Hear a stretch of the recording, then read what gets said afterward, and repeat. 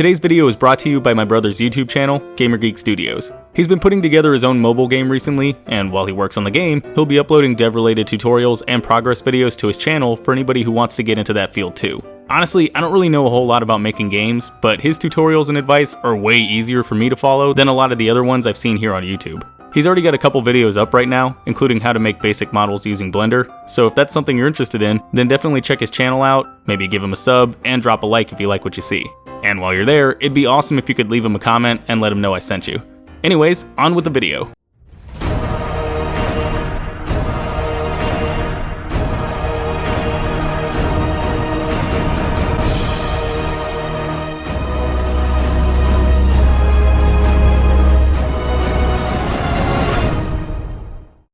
So I'm sitting here watching the latest episode of The Flash. Grodd friended me, and it's definitely a great episode. Grodd and Flash merging to fight Solivar, Chester's back, and possibly something interesting going on with Barry's parents. They dead, like so dead. Seriously, lots of stuff to talk about in future videos whenever I get around to it. So basically the usual season 6 stuff. But then out of nowhere, the writers go and just drop this monster of an ending on us.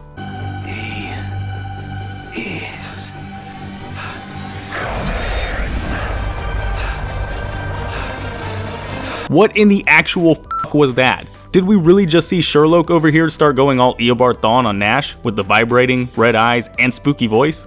That was actually really cool, not gonna lie. But at the same time though, I can already see this ending bringing up a few major questions, like, why? And more importantly, how? I mean, yeah, Nash has been seeing a few different versions of himself lately, so obviously there's something going on there, but what does that have to do with Eobard? He's not a version of Harrison Wells, right?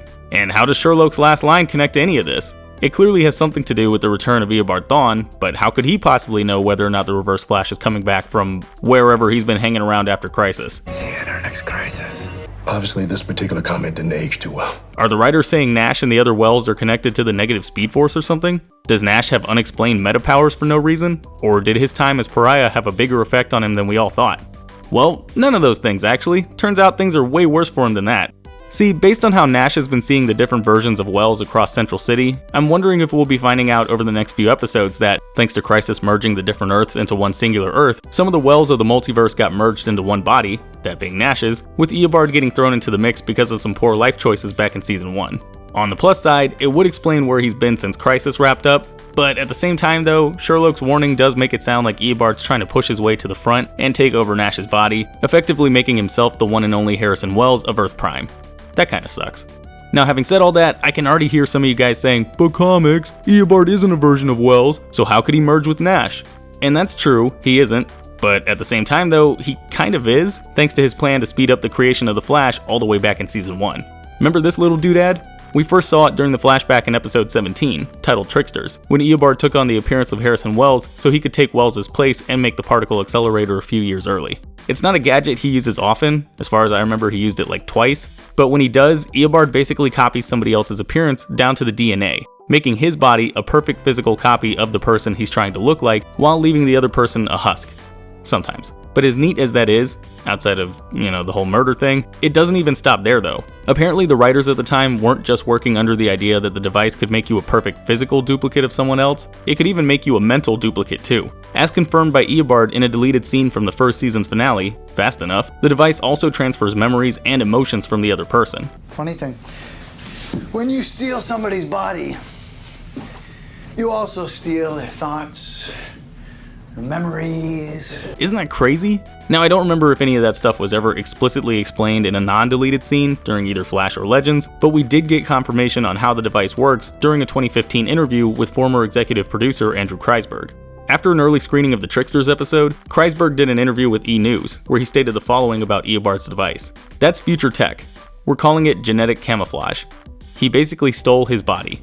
He rewrote his DNA to match Wells's. So long story short, Eobard didn't just make himself look like Harrison Wells back in 2000, he effectively turned himself into Harrison Wells.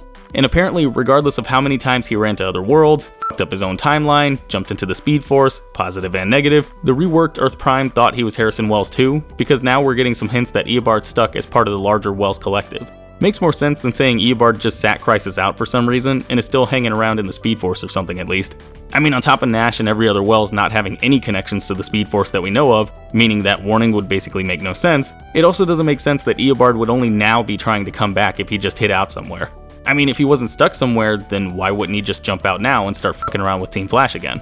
So okay, it definitely seems like Eobard's linked to Nash and the other Wells. What all is Team Flash gonna do about it? Cause you know they're gonna find out at some point.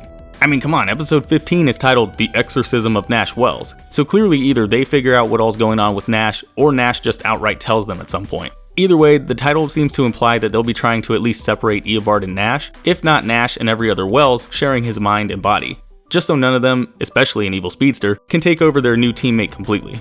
Whether or not it's going to work is anybody's guess, but if I can put on my tinfoil hat for a moment, Tom Cavanaugh did post something on Instagram the other day that made it sound like he won't be on the show for much longer, or at the very least won't be a series regular for much longer. Assuming the exorcism, or whatever they actually do, doesn't work, and Eobard does take over Nash's body in the end, then it would be a decent way of forcing the writers to come up with some other gimmick than just having Team Flash working with a new Wells for an entire season. On top of that, Tom Cavanaugh can always suit up and come back as the Reverse Flash whenever he feels up to it, so it's not like we'd have to say bye to him forever. But like I said, that's assuming the writers want to move in that direction, and outside of one Instagram post, there's been no hint that Cavanaugh is going to be leaving the show anytime soon, so it's probably not going to happen. If anything, Team Flash will probably manage to separate the two, and we'll just see Cavanaugh Eobard popping up from time to time again moving forward. But anyways guys, that's my take on how Eobard could return later in this season of The Flash. If you guys agreed with anything I said in this video, or if you have your own thoughts you want to throw out there, then go ahead and let me know in the comments down below. Otherwise, I will see you all next time. Hey, thanks for watching. If you like this video, then go ahead and click that like button, and if you're new, maybe consider clicking that subscribe button too. I've also got links to my Facebook, Twitter, Twitch, Instagram, and Patreon in the description. You should probably check those out too. And if you want to see more of my content, then you can click the link to my last video. It's right there in the middle of your screen. Alright, and I will see you all next time.